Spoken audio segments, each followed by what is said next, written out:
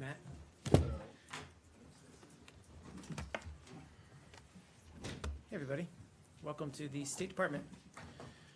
As you already heard, no doubt, last night, Secretary Kerry announced that the United States will provide an additional $439 million of life-saving humanitarian assistance for those affected by the war in Syria.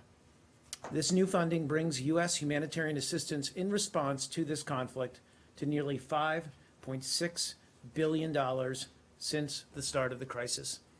This announcement of an additional $439 million also reflects the great generosity of the American people and demonstrates U.S. commitment, ongoing commitment, to helping address the unprecedented magnitude of the suffering and urgent needs of those affected by the conflict in Syria.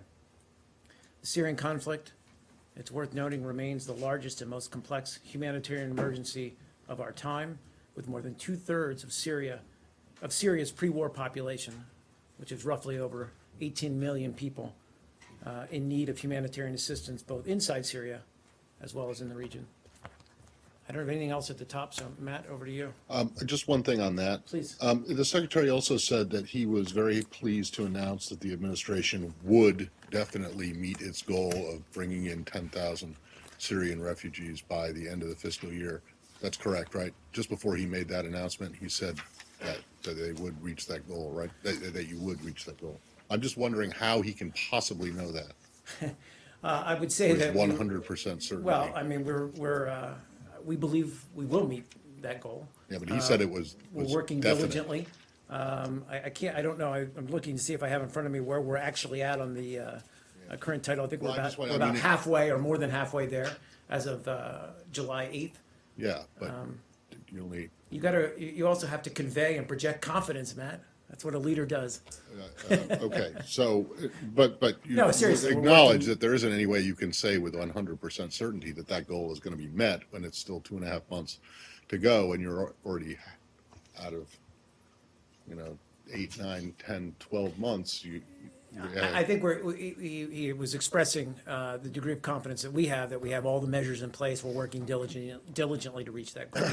A different issue, and Yeah. this is Russia. And what is your understanding of what happened to the the Broadcasting Board of Governors chairman? Have you made representations to the Russians? Will this come up when the secretary is there tomorrow? Is it tomorrow or Friday? So a couple of things on that, Matt. First of all, we're still, frankly, in the process of sorting through all the details of what happened yesterday or last night on the timing of what occurred. But obviously, everybody's seen the reports. You know also that the Broadcasting Board of Governors did issue a statement on the matter. I'd refer you to that and to them for additional details. I'm limited here, and I'm limited because we've not yet received a Privacy Act waiver. Once I do, I'll be able to say a bit more, but not a whole lot more about the incident and about the case.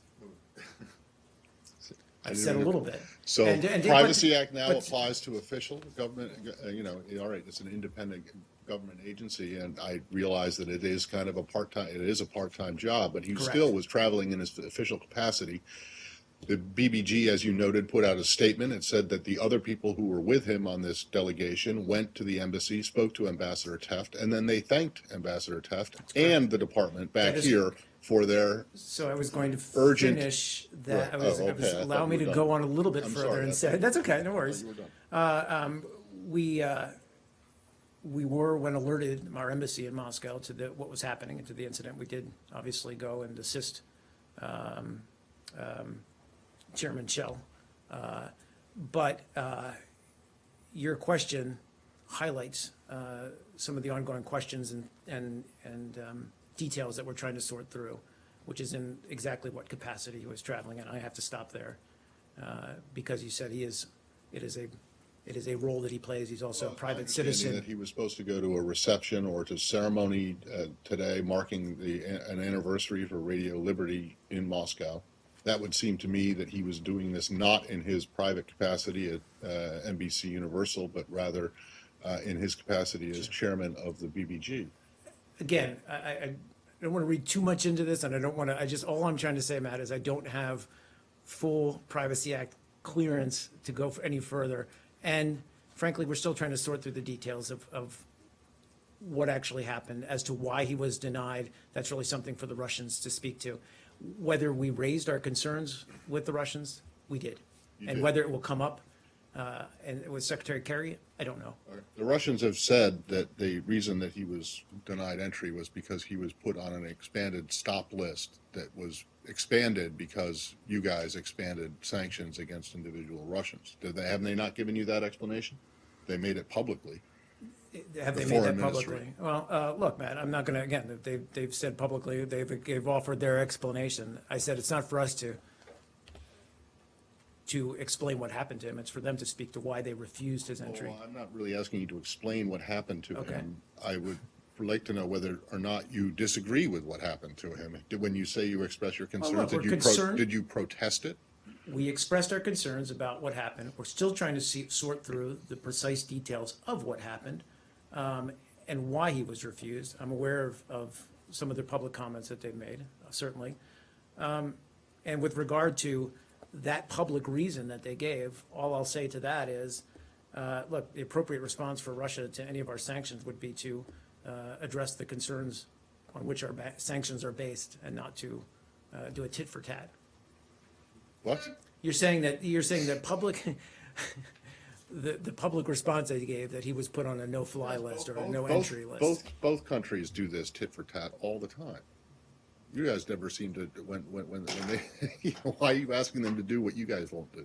Our sanctions Or are, just 4 diplomats, 2 from each side, expelled from each other the countries last week. This is happens on and happens over and over again. It doesn't seem like any, is that really a reasonable or a logical expectation? well, it is in the sense of, if Russia wants the sanctions lifted, all the sanctions, we've spelled out a clear way by which those sanctions can be lifted. So if they meet those commitments, and they meet those expectations, and they can be Is it lifted. fair to say that you have a problem with this guy not being able to get in to the It's fair country? to say we have concerns about what happened, yes.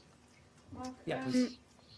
do you think, I mean, given the increasing diplomatic tensions going on, not only the fact that you expelled some of theirs, but this is now the latest in a long list that's been going on now for several weeks, do you really think this is business as usual between the countries? I mean, there's I a would lot use that term. festering. There's a lot festering underneath here. But And I wouldn't use that term. I mean, look, the Secretary's traveling to Moscow, and he's been very clear what the goal is, and that is to try to resuscitate the cessation of hostilities, and the fact that we are yet again going to Russia to try to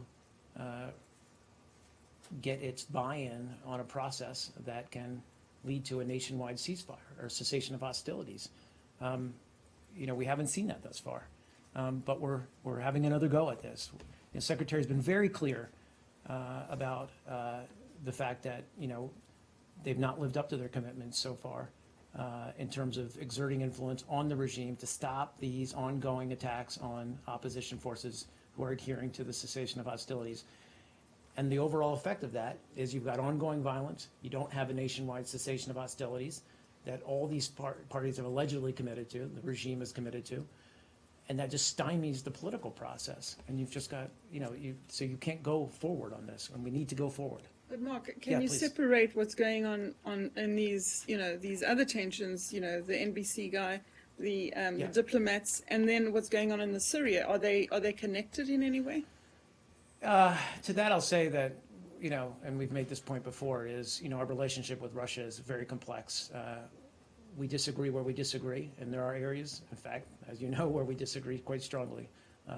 But there are areas where we can cooperate. The Iran nuclear deal was a great example of that.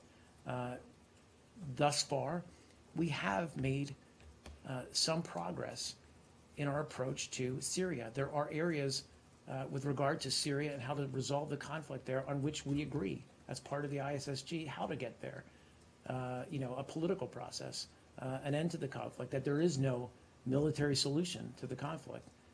But, while we have reached those kinds of overarching agreements, we haven't seen the practical reality on the ground yet. And we need to have that. And that's what, so Secretary Kerry is going to Moscow, he's going to meet with Putin, he's going to meet with Lavrov, and we're going to again have these discussions about how we can get this cessation of hostilities back into a reality or a state of feasibility.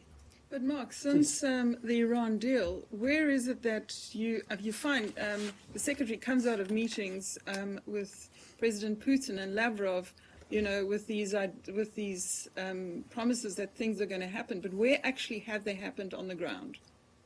Well, again, I mean, and I don't mean to go big, and I don't mean to, walk back. I mean, there have been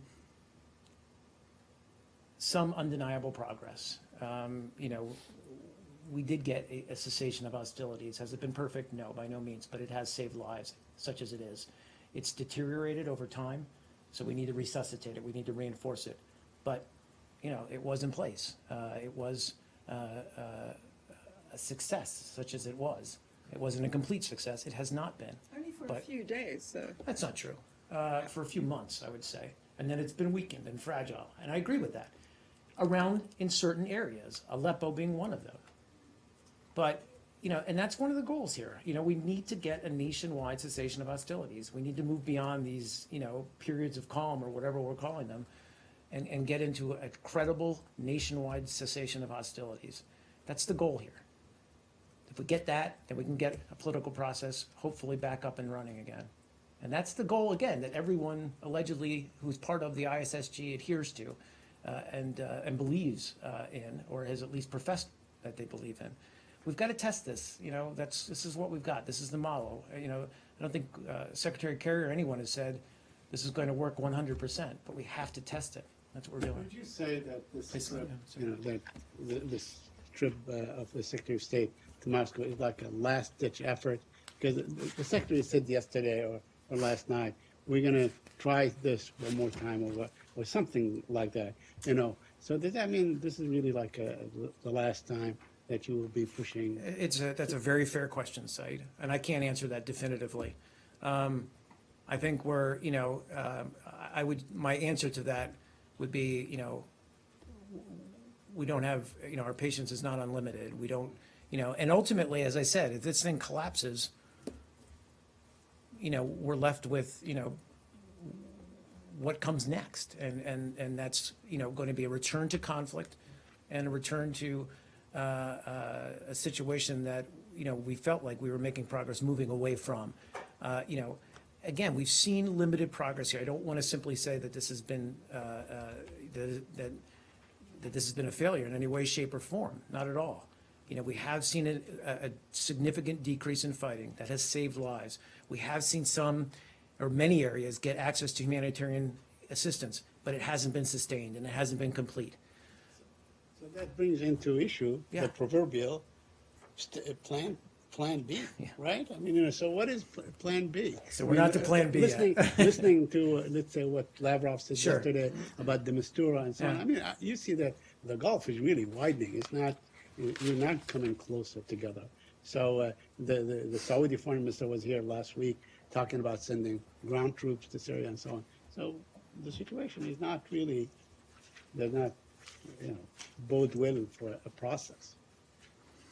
Look, we've had these meetings in the past. The Russians tell us they share our intentions to bring an end to the conflict. We all profess to saying that this war must end, and it must end through a political solution, not a military solution. We've got to continually test that proposition. The ISSG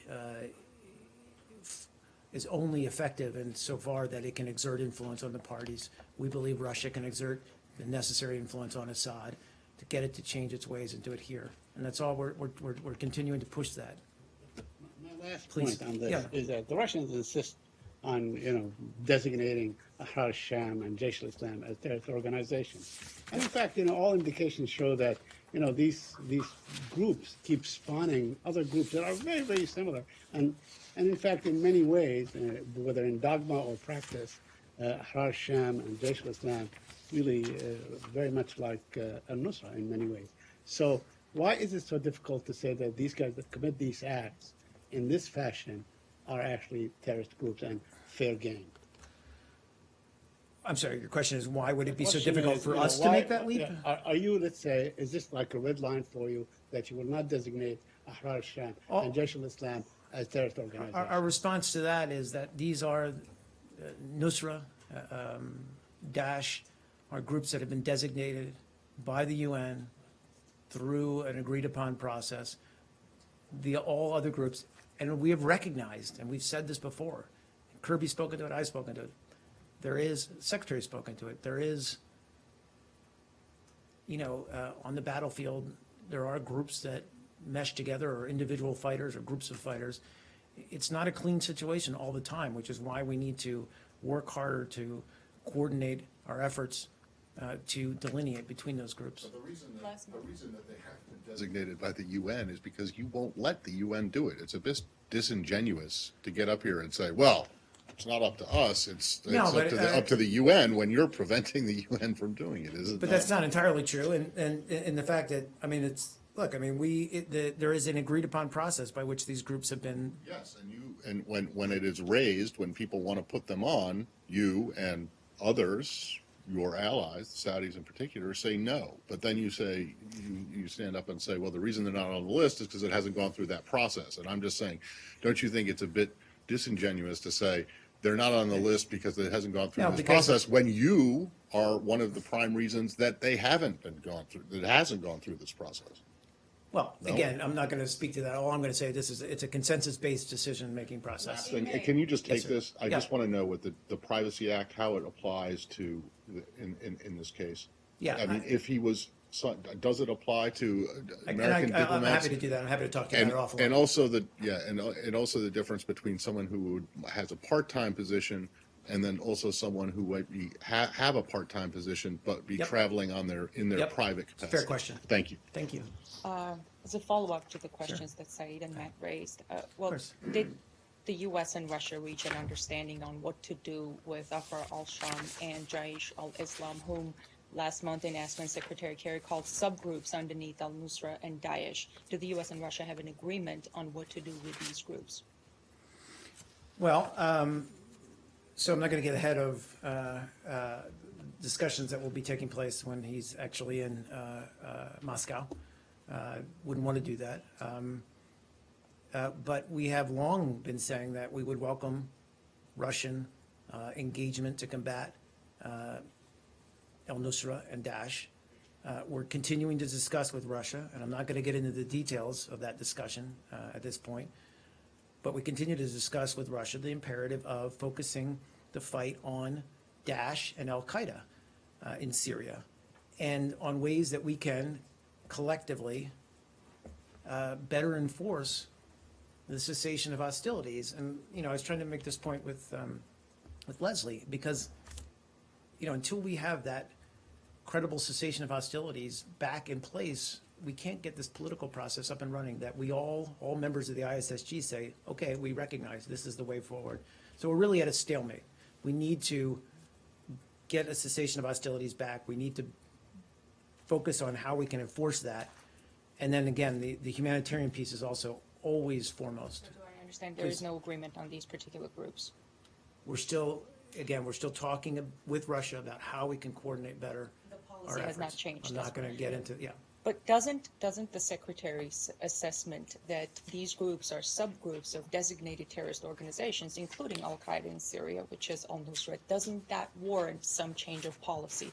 Or do you think that as long as these terrorist subgroups call themselves differently, they're off the hook? I think, I've spoken to this before. I'll say much the same as I've said before, which is that we recognize that, in places like Aleppo and elsewhere, that there's a mixing or commingling, whatever you want to call it, and that we need to work more closely together to disentangle, where these groups are mixing with known terrorist groups. We're willing to have that conversation with Russia. And But I understand you've been having that conversation for months now. I asked many times on Sure. this, and you answered the same thing. sure, There It's- has been no progress reported on that. it continues to be a challenge. I don't know how to put it any other way. That said, we have seen, and I can, we have reports again today of additional bombings of civilians, whether it's from Russia or whether it's from the regime, of areas. There was a strike near Jordan, near the border with Jordan, that we're looking into now, where refugees may have been hit.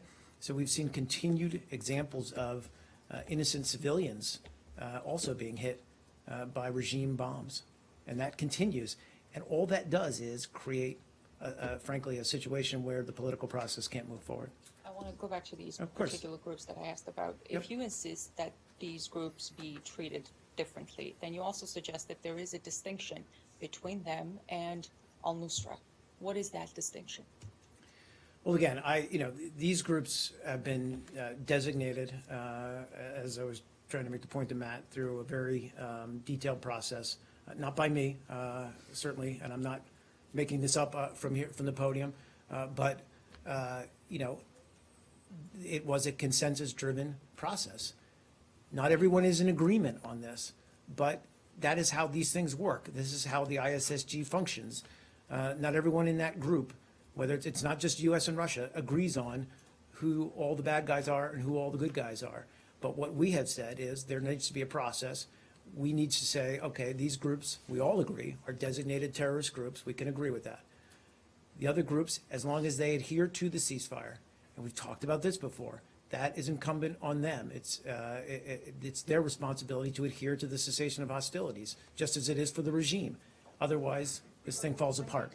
When they don't, when But they we do have are a process in fighting place. We do alongside- have monitors, or not monitors, we do have a process in place. We've talked about this, where there are violations of the cessation of hostilities. We look at these, we work with Russia. We've still got that structure still in place. Is it permissible to go after them without a UN Security Council designation?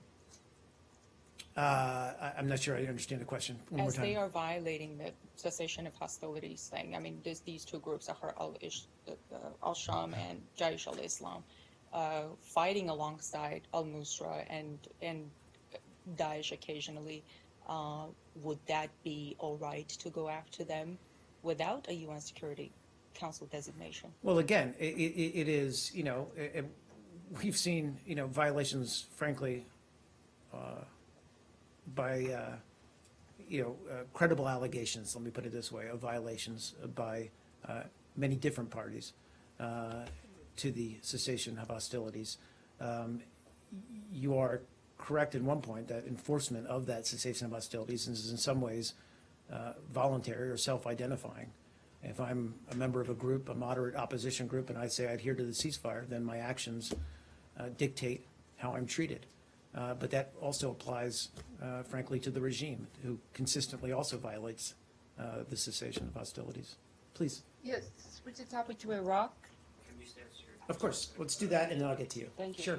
Recognizing that you don't want to go into details, can I ask you to go into details and try to confirm or comment on the AP report from yesterday about the offer that the Secretary will bring to Russia on the possibility of sharing military information for targeting Daesh and Nusra in return for assurances that Assad will stop bombing rebels who have signed up for the ceasefire? No, I'm not going to go beyond what we've talked about more broadly. Look, I'm not going to get into details of any discussions we may be having with Russia before those discussions have taken place. So I'm going to leave it there. Please. Yeah, I'd like to clarify a point that Okay. seems misreported in some of the Kurdish media, Okay. and probably you would like to have that clarified too, and then I'd like to ask a question. Okay. The point of clarification, the MOU that was signed between the Pentagon and the Kurdistan Regional Government for $415 million in aid for the Peshmerga, Okay. that was done with the approval of Baghdad, is that correct? Yes. It Oh. was, yes, it was done with the full consent of the government in Baghdad. Okay, I just thought everyone would be better off if that were clear. So Of I've got course. a question. Thank you. Okay. There seems to be a difference in the Of way course. that the Defense Go and ahead. State Departments approach this issue of relations with the KRG. And the MOU arose when Secretary Carter was in Baghdad a few months ago, and he told the Abadi government that the Defense Department was going to provide these funds to the Peshmerga so they could help fight Daesh, and asked Baghdad if the government objected, and they didn't. So the onus was on them to object. But when it comes to something, and they didn't object, okay, so when it comes to something like next week's pledging conference in support of Iraq, the State Department's approach is to encourage, it's kind of nice and soft and whatnot, it says to encourage the Iraqi government to include KRG representatives, and the Iraqi government doesn't do that. So my question, doesn't it seem that if the State Department were to follow the Pentagon model and say, this is what we want to do, or want you to do you have any objection? It might get better results?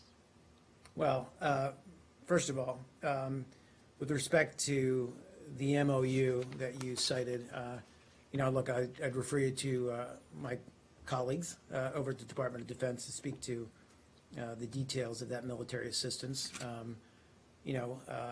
But as you mentioned, Acting Assistant Secretary for Defense, or of Defense rather, Alyssa Slotkin, did travel to Erbil, I think this week, to finalize that, as you know, previously announced assistance to the Kurdish regional government.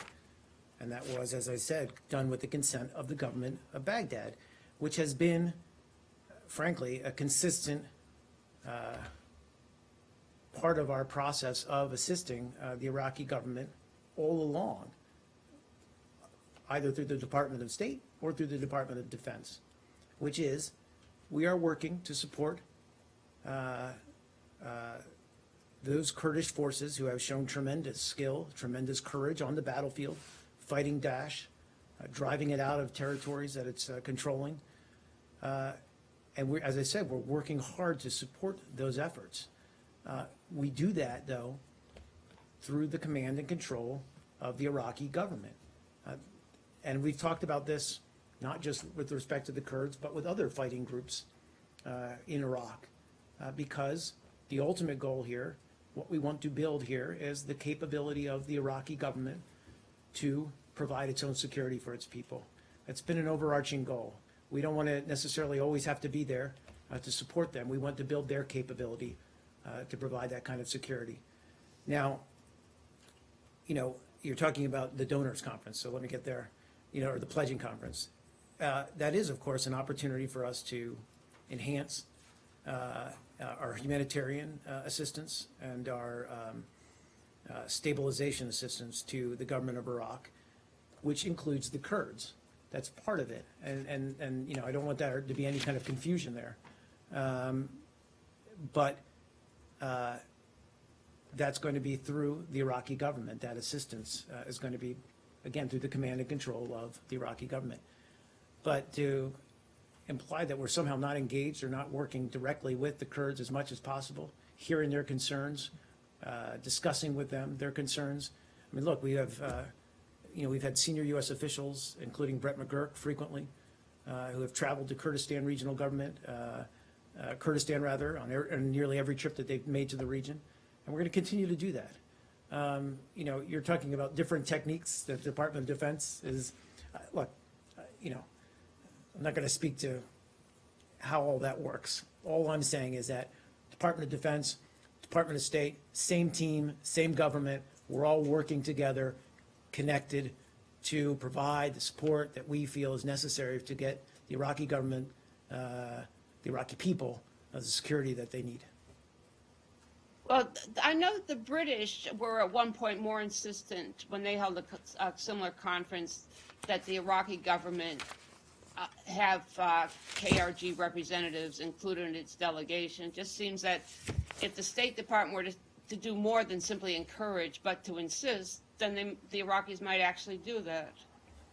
I mean, look, you know, as to who was invited or the invitation process, that was part of the coalition working group, and they're the ones doing the invite. So I'd refer you to them on who precisely and what the rationale was behind that.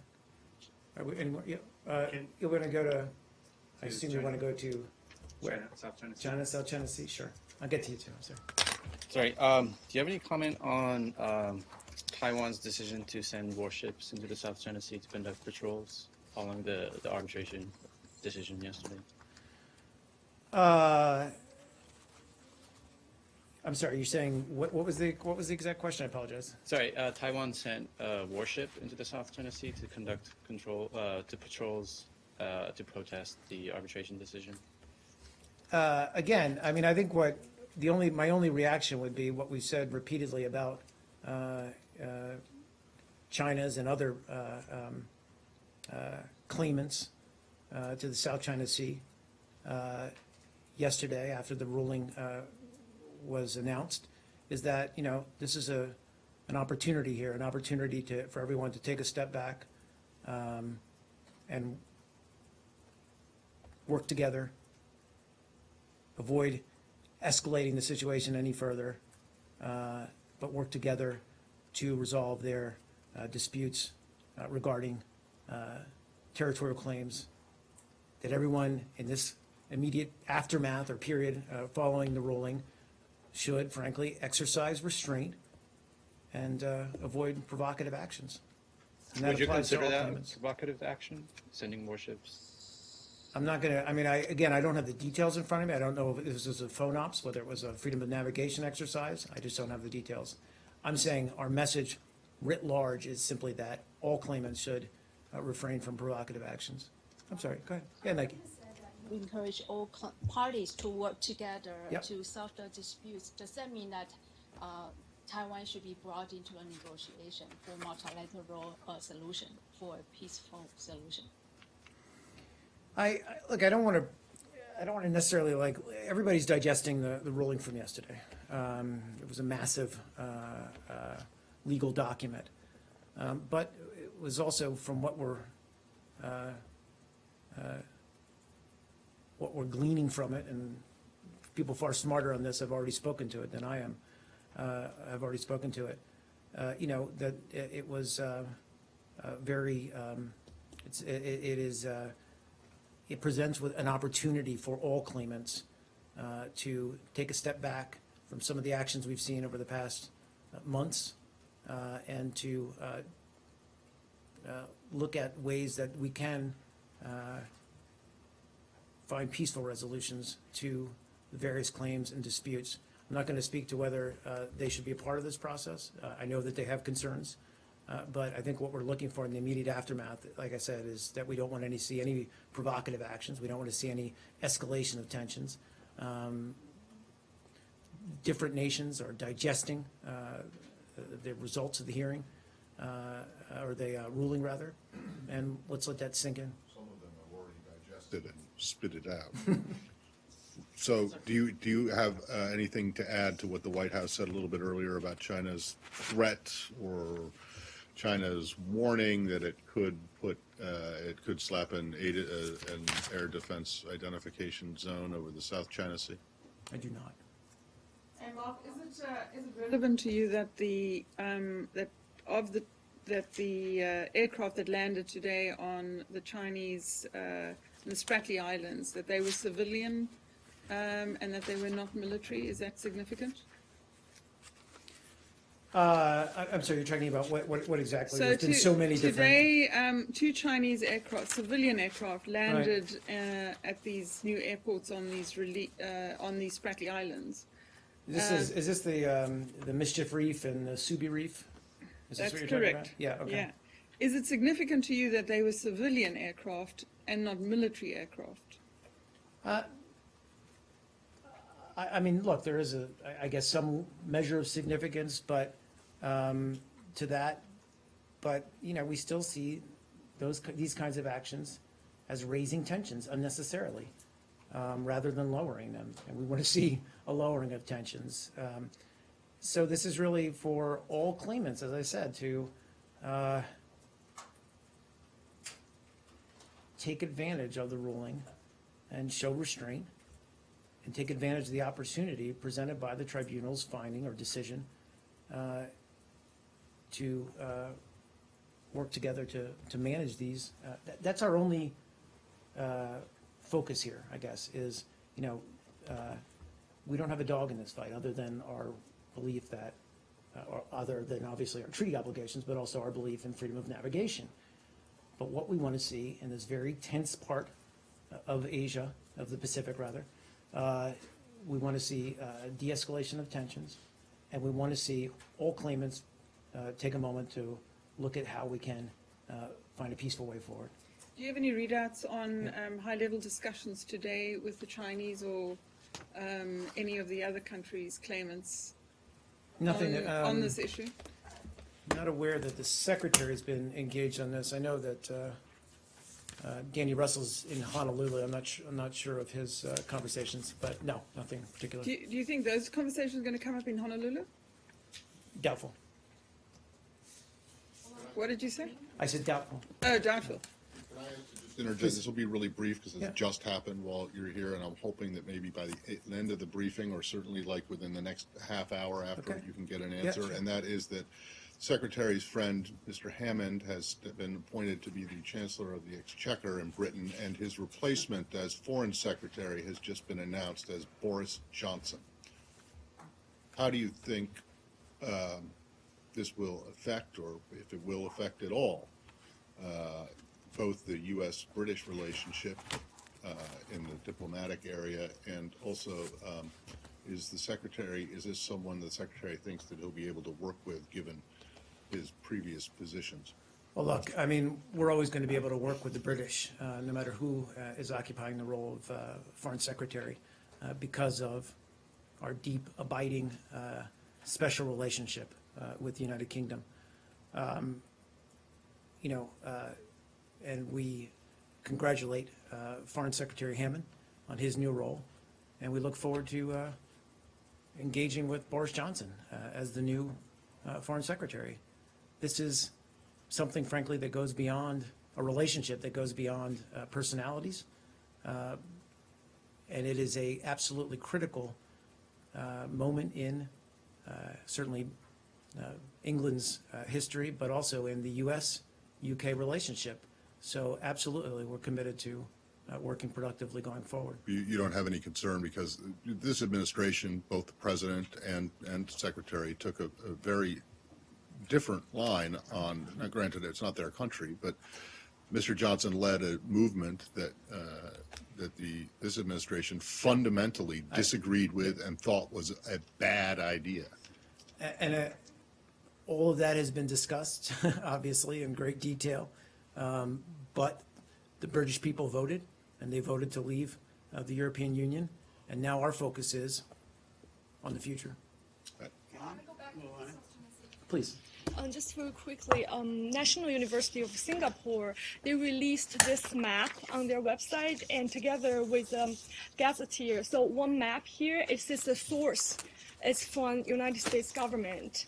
And it says here on those land features, Taiping Island, controlled by Taiwan, the feature of this island is island instead of rock, as not different from what the ruling says.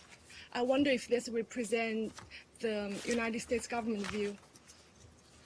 What map is it? I'm sorry. So this map released on the website of National University of Singapore, but it says the source is from the United States government. Hold it up, please. I'm going The to hold you source. to it. Source is from the United States government. I assume it's from the State Department. But you're referring to Taiping? Is that the? Yes. Okay. Look, the decision was quite clear in its description of what is an island and what is a rock. So I would just refer you to its legal definition. I can read, arguably. Excuse me. But Does it quote the song? I am a rock and I am an island? great song, by the way, but unrelated to this discussion. And I can give you that, but I don't need to read it to you. But look, basically there's a very clear definition within the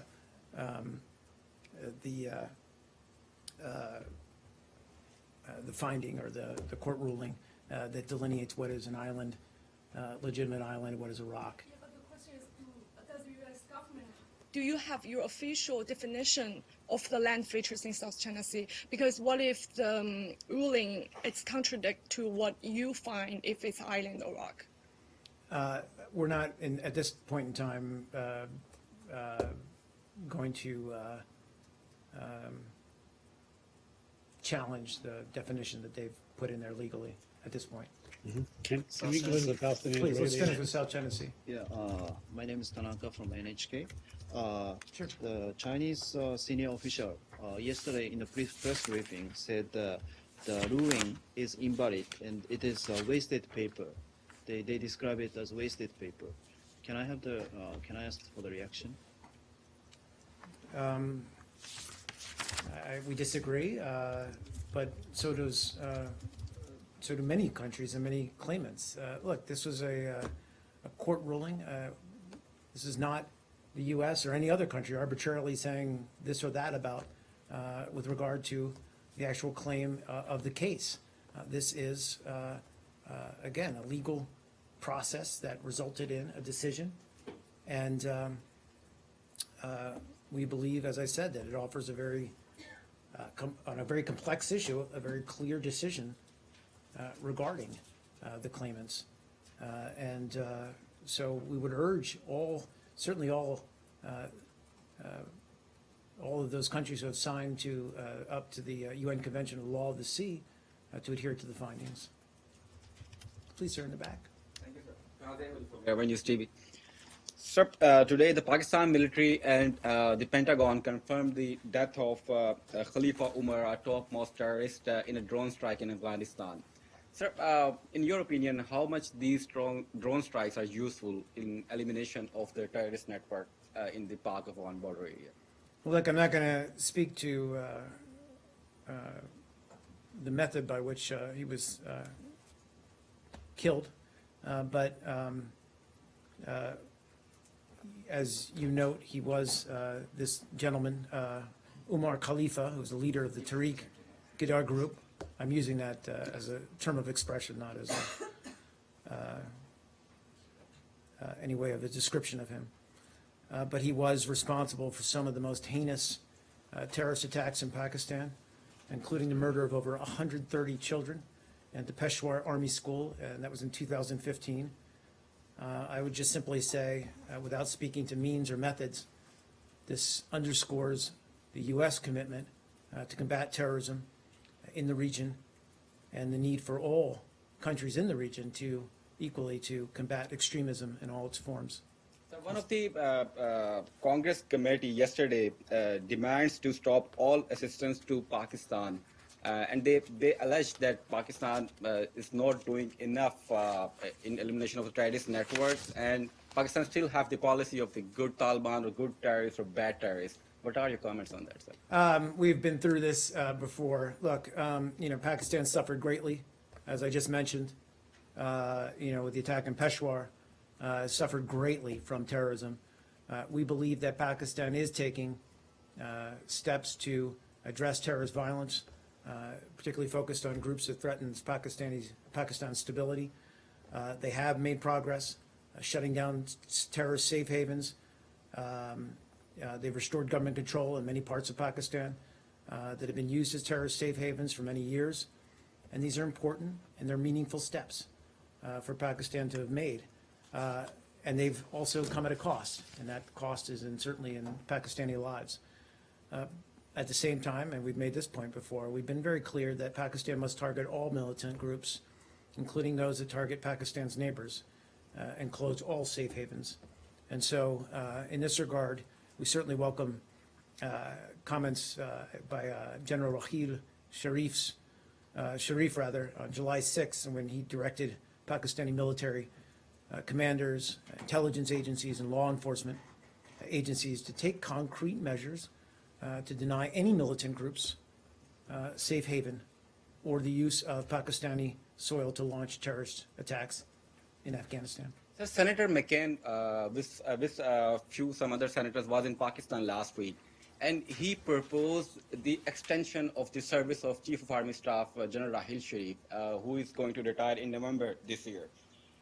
According to Senator McCain, he wants to see General Rahil Sharif to continue as the Chief of the Army Staff so that the military operations can be continued in the tribal areas or other parts of the country. You want to comment on that? I don't.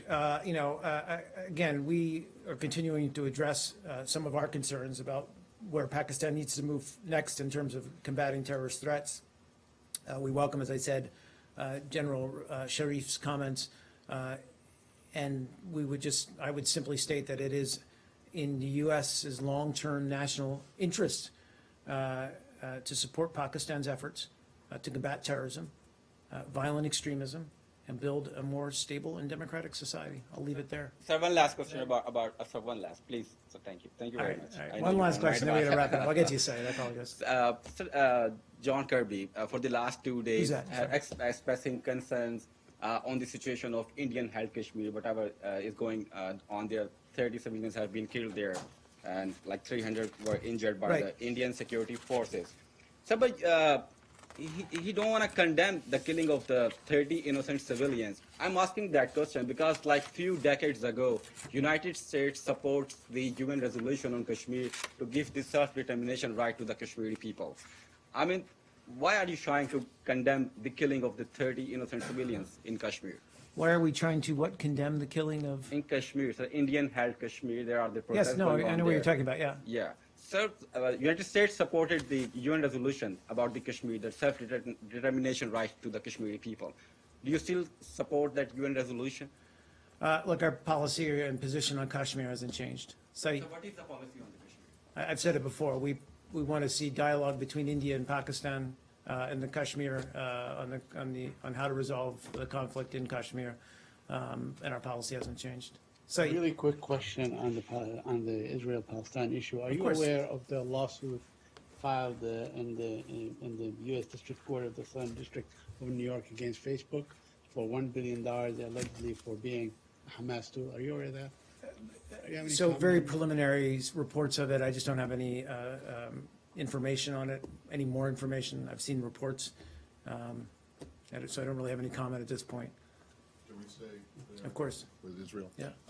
Yesterday, I know that this came up extremely briefly, and there wasn't Yeah. much of a response to it, but I want to ask about this report from the Hill Committee on One Voice. Yeah. A couple of things about it. One is less substance and more more logistical, I guess, at least I think. And that is, there was reference made in this report to the Consul General in Jerusalem deleting email that related to these grant, or at least one of the grants that's in question here. And I'm just wondering if you have more to say about that.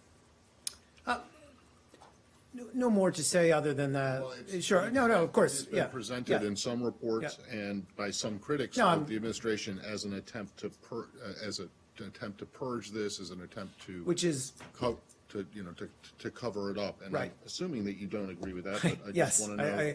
We strongly what's your disagree with that. Look, I mean, first of all, the Senate's investigation found no wrongdoing. And as was made clear in the report, Mr. Ratney, Michael Ratney, was working, frankly, under the State Department's IT limitations, let me put it that way, with regard to the size of his inbox. And this is something that many of us have grappled with and continue to grapple with. And his deletion of any emails was simply, how do I put it, content neutral housekeeping.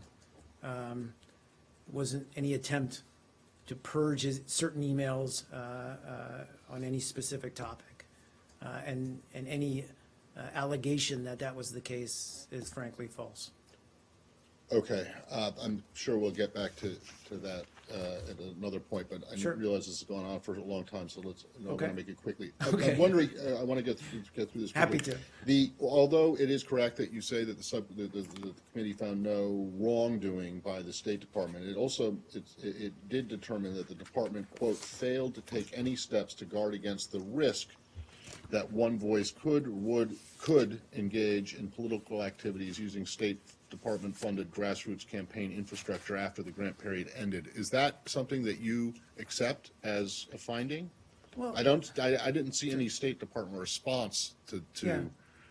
in the actual report. Is that something that you believe that was mishandled by the Look, this department? was, I guess, my answer or my response to that is just to explain how this particular grant, but how more broadly the grant process takes place. But in this particular grant, the U.S. Embassy in Tel Aviv provided a grant to this One Voice Israel. I think it was, the timeframe was 2013 to 2014. And that grant ended before the announcement of any elections. Yeah, that's what we were told at the time when Right. this first came up. But what we weren't told at the time was that the group was then giving the infrastructure, using the infrastructure that was created during the time of the grant, possibly using U.S. grant money, to enter into or to take part in an overtly political campaign. So, in any given grant,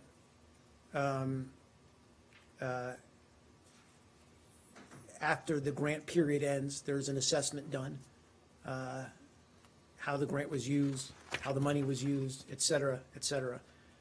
But we can't and would in no way try to stipulate how an organization, an NGO, conducts itself after the activities that were designated within the timeframe of the grant, or after those activities are ended. Does that make sense? So I guess, yes. Make any So, sense no, at all, no, because no, you let me guys- finish. Let me finish. I'm Right. just gonna, okay, look, let me explain it this way. If I'm working with an NGO, as I've done personally in places like Poland, we are working on a given issue, whether it's the environment. We are looking at a group, an NGO that is working on a specific project.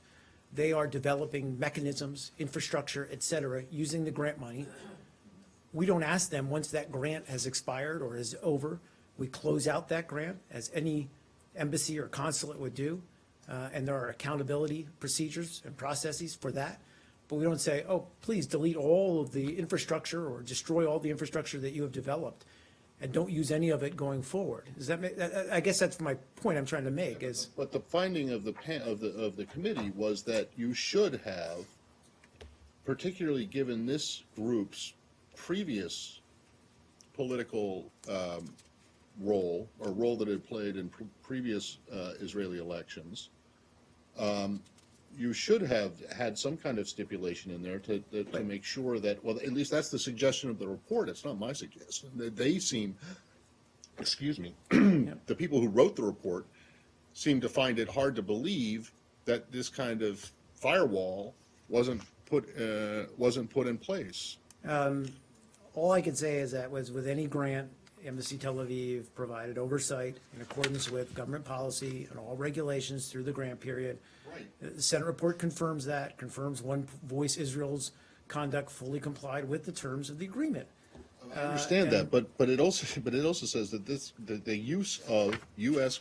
funded resources for political purposes was not prohibited by the grant agreement because the State Department placed no limitations on the post-grant use of those resources, and suggests that that's an issue, that's a problem.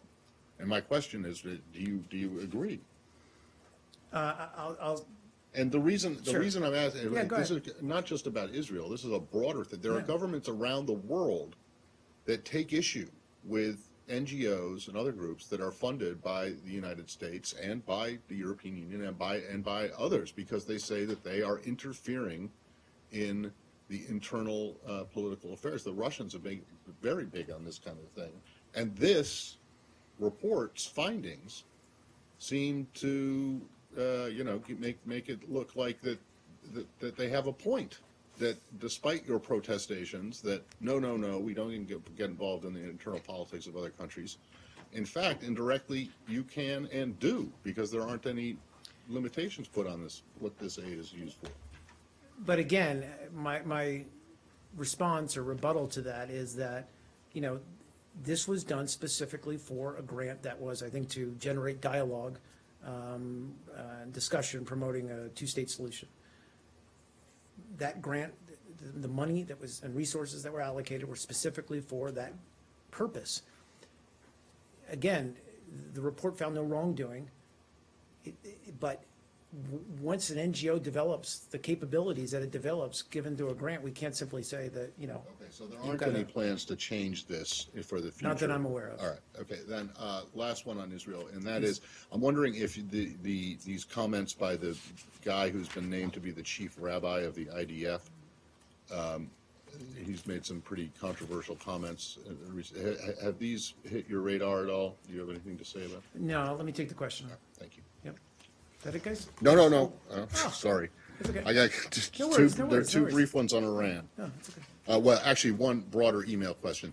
You were asked, or John was asked the other day about the emails that the FBI is going to, this is Secretary Oh, Clinton's right, emails. right. And the FBI is going to give them to you, the ones that they found that weren't turned over. And the question was whether or not you guys are going to release those as you did with the original 55,000. So the answer, and I'll try to be brief and quick here. So just as we process the material turned over to the department by former Secretary Clinton, we will appropriately and with due diligence process any additional material that we do receive from the FBI to identify work-related records and make them available to the public. And that's consistent with our legal obligations. And have you gotten those? Do you know how many there are? And do you have any idea how No, long it will take? No, and no. Sorry. No, and no? No. When you do take receipt of these from the FBI, will you be able to tell us how quickly, once you know the universe of the number of documents, will you be able to say how long it will take? Possibly, and to review I them? pledge that we'll be as transparent as we possibly can and try to give a time frame. But at this point, we just don't know. Extremely briefly on Iran, there are two moves on the Hill going on. One that would bar the Boeing sale to Iran, and one that would not only stop any heavy water or bar any heavy purchases of heavy water from Iran in the future, but one that would also try to, and I don't know if it's possible now, stop the completion of this first sale for $8.6 million. Do you have anything to say about either of those? I mean, look, we don't usually comment on legislation that's not yet passed, but you know where we stand on both issues. So.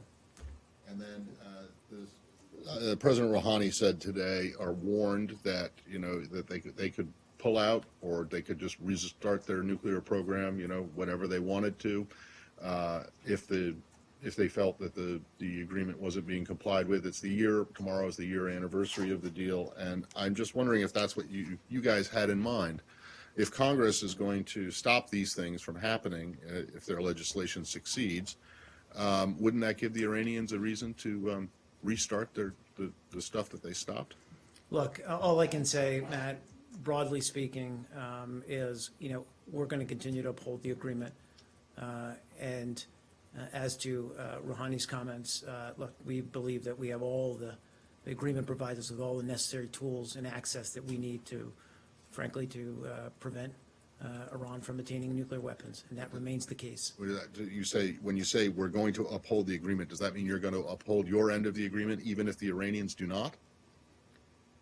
Well, again, yeah, no, I mean, look, we're going to uphold, that was a confusing argument. Wait, what was it?